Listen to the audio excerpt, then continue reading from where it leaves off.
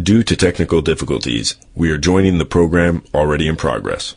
System that was originally by Nomos, now it's Best Nomos. This is helical tomotherapy, the high art system from Tomotherapy Inc., which has now been acquired by Accuray. And then you have intensity modulated arc therapy. And for the sake of this presentation, I'm going to use intensity modulated arc therapy and volumetric modulated arc therapy as interchangeable terms. And then there's the two commercial solutions. From Varian, you have Rapid Arc, and from Electa, you have the Electa VMAT solution. So the second poll question here, I said, if yes, with 67%, if you are using rotational IMRT, which approach are you using? Are you using Varian, Rapid, Electa, VMAT, helical tomotherapy, or serial tomotherapy? So again, start the 10-second counter here.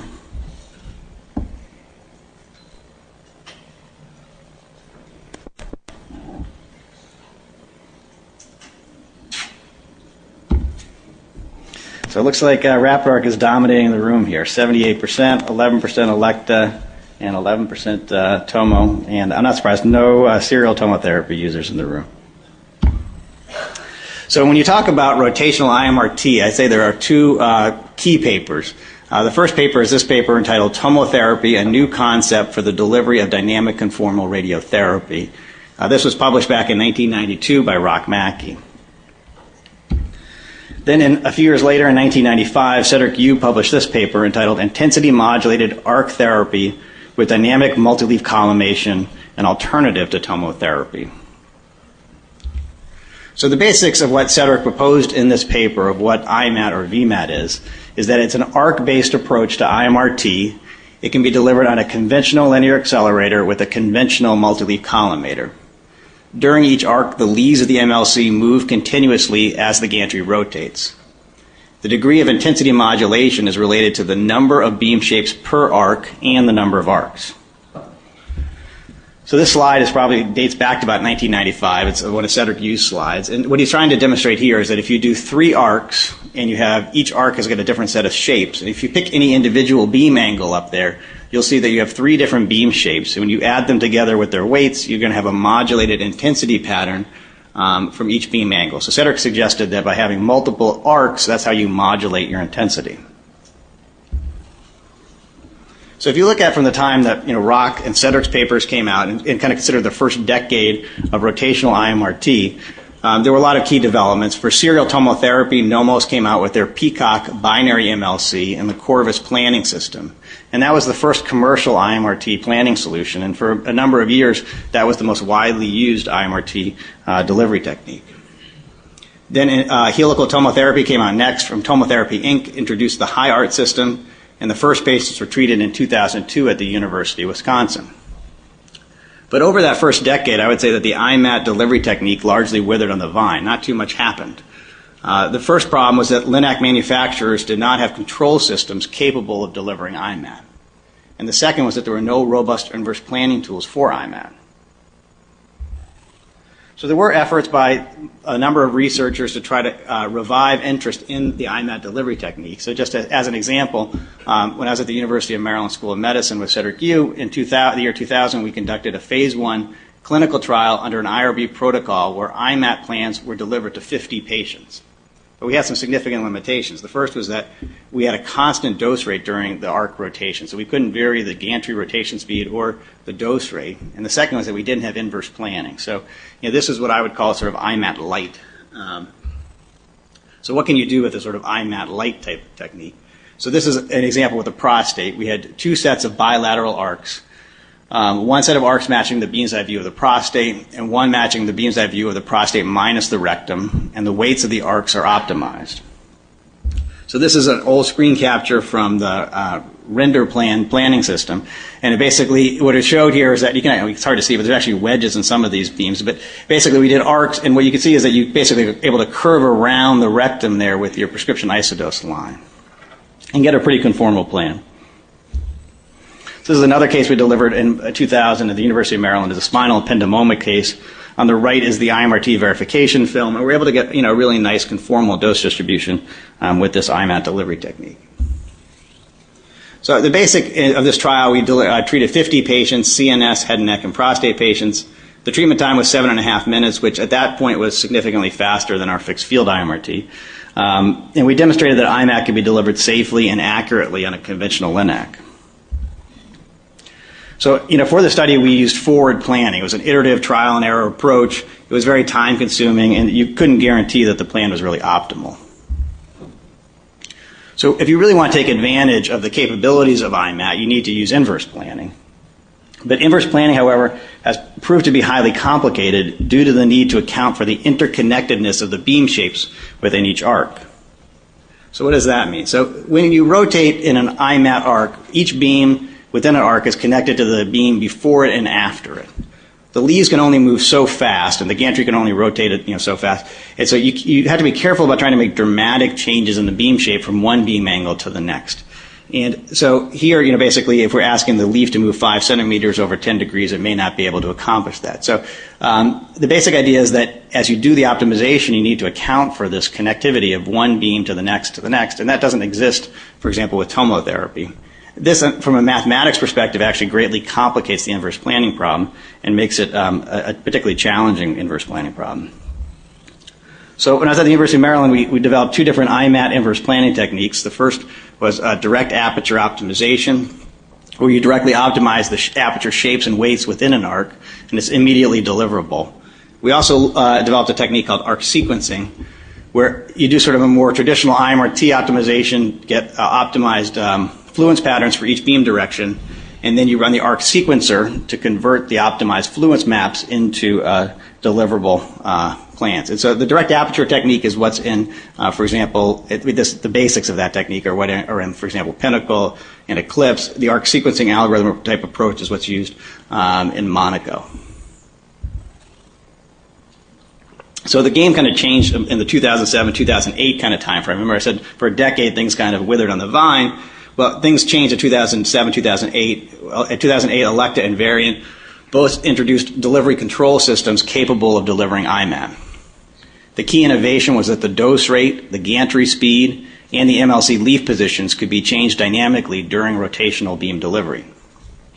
And also, there was a key paper that came out. This is sort of maybe the third key paper in rotational IMRT. And this is a paper by Carl Otto, who was at the British Columbia Cancer Agency at the time, entitled Volumetric Modulated Arc Therapy, IMRT in a Single Gantry Arc. So what the key thing that Carl was suggesting in this paper was that, in Cedric Yu's paper, he had suggested that you use multiple overlapping arcs and get your intensity modulation.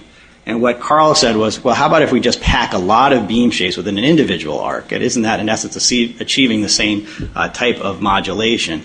And the idea would be that a single arc would be more efficient than delivering multiple arcs. And so to kind of differentiate that from Cedric's multiple arc proposal, he called it volumetric modulated arc therapy.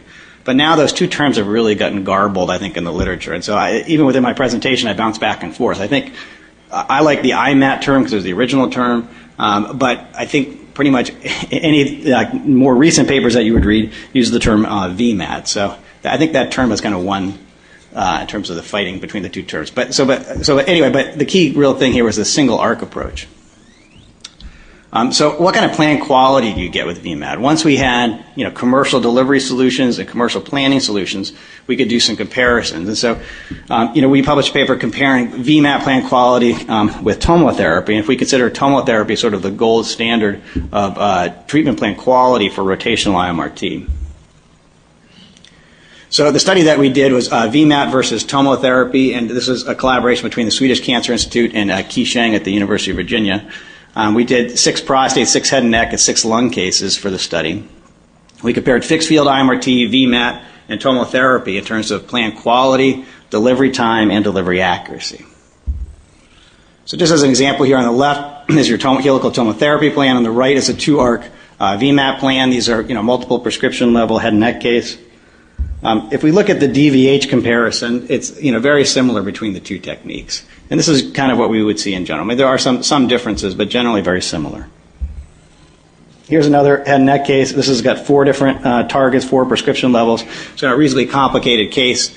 And you can see that in terms of the target DVHs, they're very similar between tomotherapy and VMAT. So then we actually went and did an analysis. And there's a lot of data on these next few slides. But the key thing is if you look at dosimetrically and compare, sort of a 9-field IMRT, VMAT, and helical tomotherapy, there's no statistically significant difference in terms of the plan quality, and this is for 6 lung cases. Really, the key difference really only had to do with delivery time. And so, VMAT delivery time was 2.1 minutes, helical tomotherapy was 5.4 minutes, and IMRT was 7.9 minutes. So, there's clearly an efficiency advantage here with VMAT. For prostate, a similar story. VMAT cases took 2.2 minutes to deliver, helical tomotherapy 4 minutes, and fixed field IMRT took 8.1 minutes. Then for head and neck cases, again, same kind of thing, 4.6 minutes for VMAT, 7 minutes for helical tomotherapy, and 11.1 for fixed field IMRT. So you can see there's a pattern here that the most efficient is VMAT, then tomotherapy, and then fixed field IMRT is the slowest of the 3. So whenever we kind of present this kind of data, the folks at Accuray would say, well, wait a second, we're working to make ourselves more efficient. So with the current high art system, the jaw width and the couch speed are set to constant values for each plan. And there's a new option that's going to be available with dynamic jaw motion and dynamic couch motion that should improve the efficiency of the delivery and the quality of the plans. So this was the key paper that came out here. This is in 2009, entitled Dynamic Jaws and Dynamic Couch and Helical Tomotherapy. So for 10 nasopharyngeal cases, they replanned them with a dynamic jaw, dynamic couch capability. And what they found is that the integral dose to the patient was reduced by 6.3%, and the average delivery time was reduced by 66%. I don't know if that's, this is particularly for nasopharyngeal cases, but generally I think that they're expecting to see some significant 30, 40% type reductions in their delivery time when they go to dynamic delivery. In the meantime, the Vari and Electa both found more efficient, or improving their efficiency as well. But I think, the key is the tomotherapy is improving their efficiency in an effort to try to match what people are seeing with VMAT. So how do you go about commissioning VMAT? So VMAT commissioning and routine quality assurance builds upon your existing IMRT beam models and your fixed field IMRT QA program. During VMAT delivery, the MLC leads are moving, the gantry is rotating, and the dose rate is changing. And the dynamic nature of the delivery must be accounted for in the quality assurance. So unfortunately, there's no AAPM guidance document that's been produced for this, and there's not really a general consensus on what tests need to be performed as part of a commissioning of a new VMAT system. The most commonly referenced document is a paper from Ling and colleagues at Memorial Sloan Kettering. So if you're thinking about starting up a VMAT program, this is the key paper to read. It's entitled Commissioning and Quality Assurance of Rapid Arc Radiotherapy Delivery System. And so this was geared, again, it specifically mentions rapid arc, so this is geared towards the variant solution, but it's equally applicable to Electa as well. So there are a number of tests that are outlined, but 3 key tests they point to in this paper. The first is testing the accuracy of the dynamic multi-leaf collimator leaf positioning during VMAT. So here what's done is a picket fence is delivered with a rotating gantry. In this case, the film was mounted in the blocking tray. You could use film or you could use an EPID. And the results are compared to the picket fence delivered in the stationary mode. So ideally, the picket fence that's delivered when you're rotating the gantry should look the same as what you would see if you delivered a traditional stationary picket fence. The second test is to test the ability to vary the dose rate and the gantry speed during VMAT. So here on this particular film, this is from Richard, each strip on the film was irradiated with the same monitor units using varying combinations of dose rate and gantry rotation speed. And so in the paper, they kind of suggest what combinations you might use.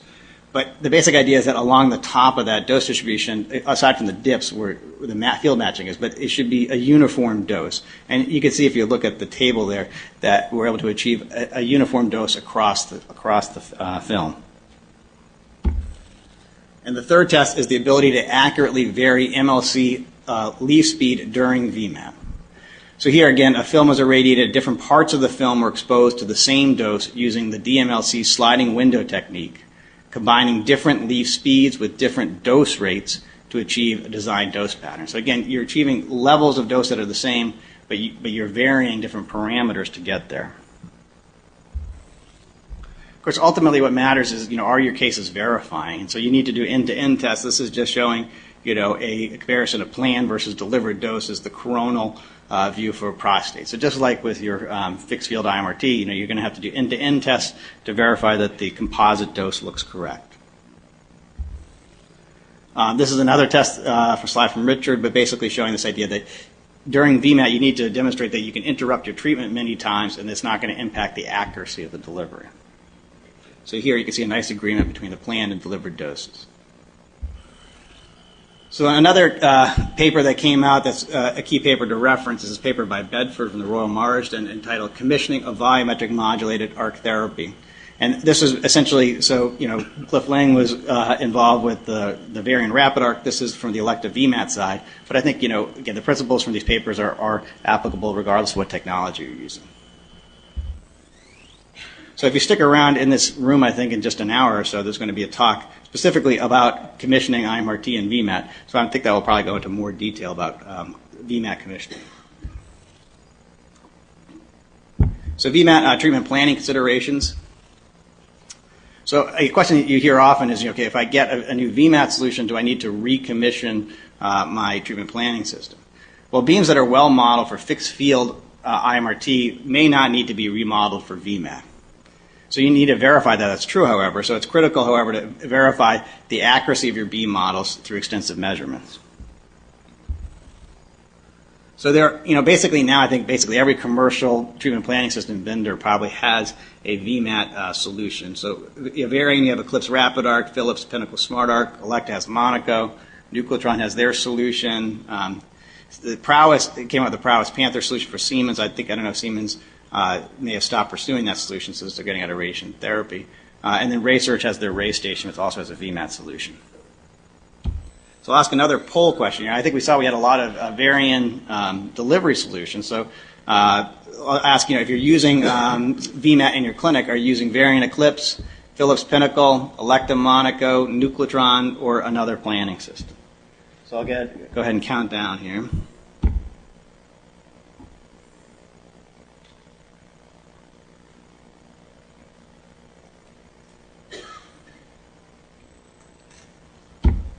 Whoops, did I lose it? Can I go back? Did I lose it? Is it still there? It's not showing. Can we get that back up? Is it?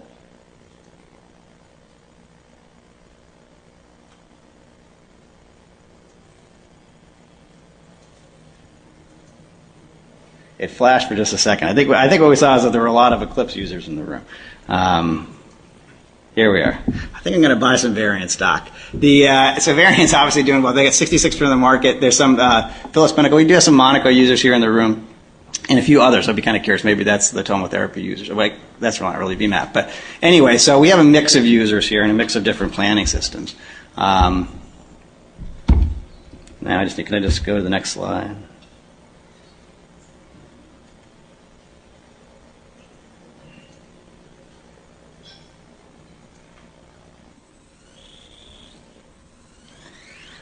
So when you're doing VMAT planning, the process is very similar to that for fixed field IMRT. Generally, it shouldn't require a lot of training to get up to speed with VMAT planning. Additional VMAT-specific parameters may need to be selected. For example, in Pinnacle, you need to select how many arcs you're going to do. They have a parameter I'll show in a second here, allowable delivery time per arc and maximum leaf speed. So I'm just going to show some screen captures from Pinnacle just to give an idea of the kind of things you need to do for VMAT planning.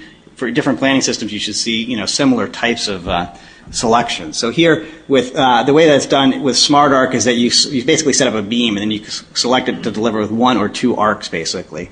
So you can't do more than 2 arcs, but generally we don't. So here, this is just showing a head and neck case here, showing with 1 arc versus 2 arcs. And you can see that there's some improvement in terms of the plant quality when we add the second arc. You have sort of missed some of the underdosing of the target there by adding a second arc. Here again, you see a similar kind of story when we go from 1 arc to 2 arcs on the coronal view. So again, this is the kind of difference you might see in a complex sort of head and neck case here. When we go from 1 arc to 2 arcs, we see an improvement in the uniformity and the target coverage, some slight improvement in terms of the critical structure sparing when we go to multiple arcs. So within Pinnacle, there's another parameter here called the maximum delivery time in seconds. And this is not an absolute, this is not a perfect correlation with what's actually going to happen at the machine. But basically what you could call this is a sort of an efficiency measure. So, how quickly do you want this to deliver? So if you put a fast time, it's going to try to come up with a plan that will deliver more quickly. So just as an example, these are the kind of tests you need to run with your planning system before you go clinical, is just to try to figure out, okay, well, how does this particular parameter impact my plan quality? So if we look at, and there's a lot of lines out here, but the basic point is if we push it too far, we try to do 60 seconds per arc, we start to lose some of our plan quality. As we go to 90 seconds, 180, 240, there's very little difference in the plan quality. So, we want it to be as efficient as we can be without sacrificing plan quality. So, we took a variety of cases and ran these kind of tests when we first got the system to decide, where the sweet spot was. So here again, if this is a 2-arc delivery, and you can see there's not a perfect correlation, particularly when you get up to these higher maximum times between what you specify as the maximum time and what the actual delivery time will be. But there's, especially at that critical zone of around 90 seconds per arc, the estimated time is pretty accurate. So then another parameter that you can specify within Pinnacle is the leaf motion constraint. And this is basically saying how much can the leaf move from one beam angle to the next. So here it's saying you can move 0.5 centimeters per degree. So, we tried running here. Again, these are the kind of tests we ran. We ran 1 millimeter per degree, 3 millimeters, 5, and 10. Again, there's a lot of lines on this slide, but the basic idea is if you said you can only move each individual leaf 1 millimeter per degree, that means that you're making very small changes as you rotate. And it really looks more like a conformal arc than a true VMAT plan. So at that level, you've lost some plan quality. You're starting to lose your target coverage there.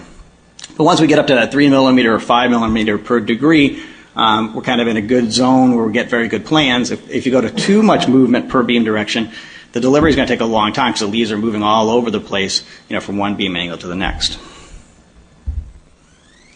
So again, this is our smart arc experience, but I think you need to kind of figure out in your own planning system with your own delivery solution what combination works for you. But what we found is that 1 arc is sufficient for simple cases such as prostate, and 2 arcs are needed for more complex cases such as head and neck.